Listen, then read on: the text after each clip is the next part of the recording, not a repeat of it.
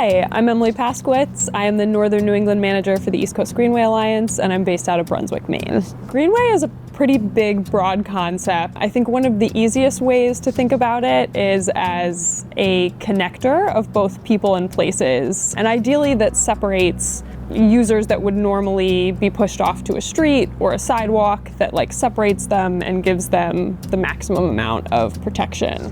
So in order to become part of the East Coast Greenway, a trail typically has already been sort of set aside or identified somewhere as part of our route. And in this case, it would be our envisioned route of what we want the Greenway to look like eventually. So once the trail is completed and on the ground, we get a letter of support from whatever local entity owns and maintains it, saying, it's completed, we agree to maintain it as such. We perform an inspection, which is pretty sweet and simple, but does involve a lot of photos and documentation of sort of where that trail is at now, and then we present it for designation to our Greenway Council. So in order to be designated as East Coast Greenway, we want sort of the design and specifications of the trail to be as close to what's in our design guide as possible. So I think some of the big ones in there are width, multi-use, fully publicly accessible.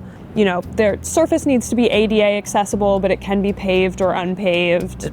Some of the different surfaces you'll see include paved sections, they include some cycle track in urban areas, which would also be paved, as well as several unpaved sections. So a lot of those are stone dust trails of sort of varying conditions. One of the wonderful things about the Greenway is that in addition to being a national route, it reflects the character of all of these different places that it runs through. So, for example, the Down East Sunrise Trail is one of our most famous or even infamous unpaved sections, and part of why it is an unpaved gravel surface is that, for one, it's multi-use, so motorized vehicles in addition to bikes and pedestrians can use it, but it's also, a maintenance choice and a materials choice of, what a certain region or community wants to do for their trail. So in a lot of urban areas, there's more capacity to maintain a paved asphalt, or in some cases even concrete surface.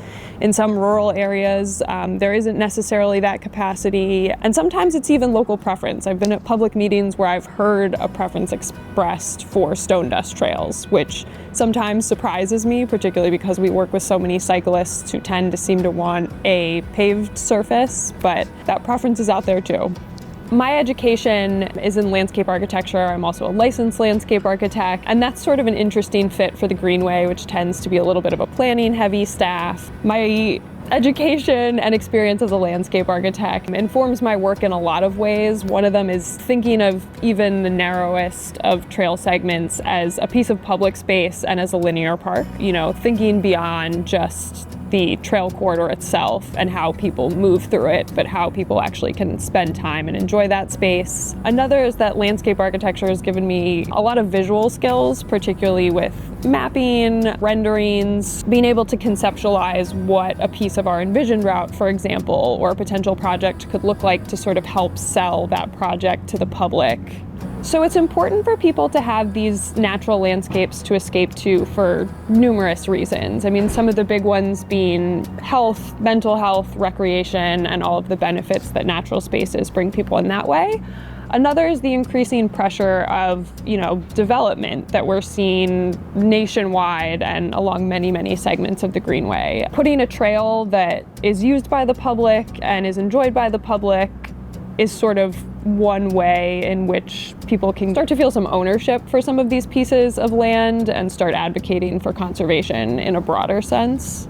So there's a lot, both in terms of resources, skill sets, of course funding, as well as, I would say, almost most importantly, time that goes into making the East Coast Greenway a reality. And that's why it's so important, and more important than ever, to support the work that we do here at the East Coast Greenway Alliance. To learn more and help this vision become a reality, visit greenway.org.